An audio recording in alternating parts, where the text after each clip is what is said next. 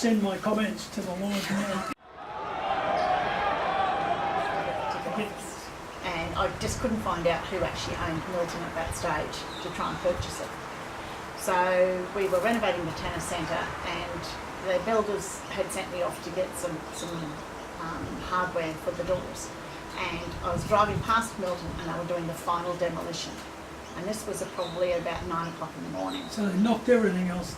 No, they just started. It was after it had burnt out. It was a burnt out shell, and they were just doing that final demolition.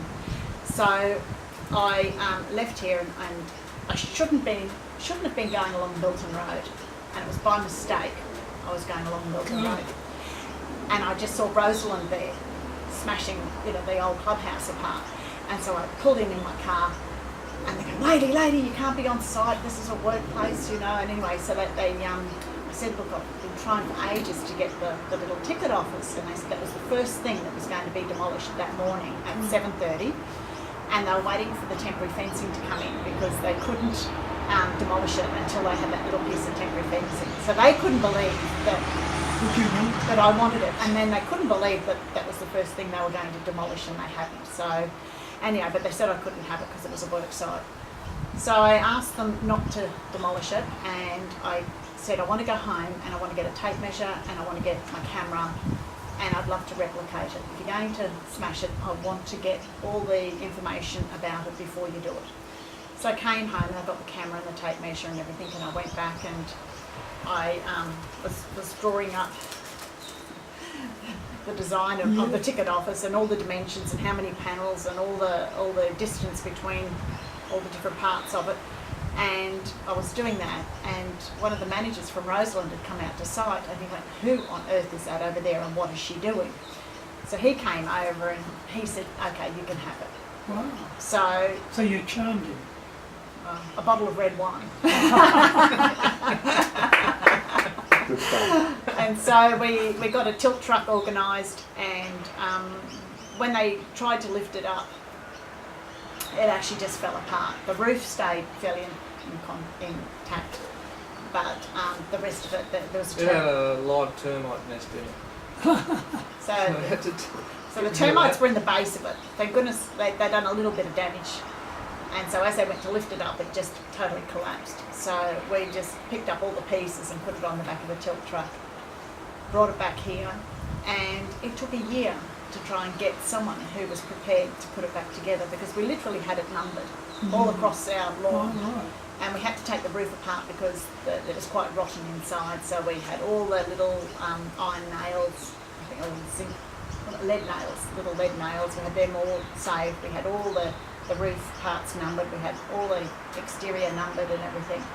And then we had a dear Mr. Hugel from Mango Hill, which is out near Redcliffe, and he drove all the way over here because he was very passionate about saving it. Isn't that lovely? So he did that. So it was all put back together, and so you did what they did with the Shingle Inn Coffee Lounge. Yes. When they knocked it down, they numbered all the parts and wrote on, and they stored it away for 10 years, and then they put it all back together in the City Hall, which is fantastic. Yeah, that's what I did with the roof. The roof had multiple, it's all made of offcuts, so the roof included. So I just pulled it all apart, and I cleaned it all off, so I numbered each piece of roof so they could be joined up again. And the same with the steel out the front.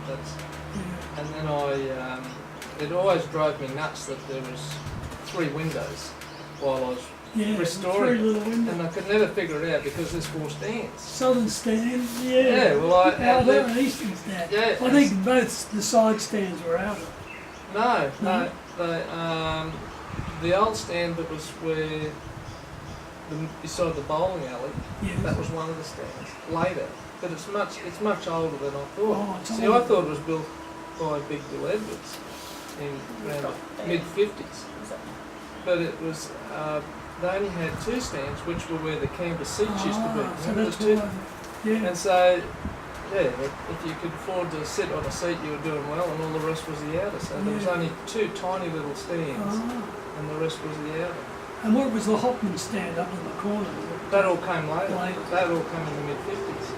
So you've saved the entrance to the Milton Tennis Centre. Yes. And then when they were demolishing the rest of it, they actually came, I forgot to show you, Peter, they actually came across a piece of wrought iron with the letter M in it.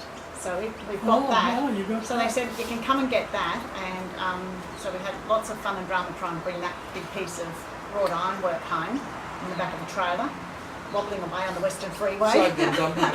Oh, that's funny. So And, a few yeah. dollars. And so we've got that, which has got the M in a circle for Milton. Well, see, So- people cared about it so much that Billy Lee Long was down here from Cairns, and I was at a lunch with a group of blokes, including Fletch, and he arrived and said, they've knocked down the Milton clubhouse, and I've just been there, and it's terrible. And he said, in the photos, the big photos are all in the pile of rubbish. What's going to happen to them? And we said, well, we don't know, we're not in charge. Didn't Tennis Queensland get the photos? I don't know, man, they may They have got won. some. Of the Stefan racket, and yes, it is as big as it looks. It's amazing, and it was the world's biggest tennis racket in its day when it first went up. And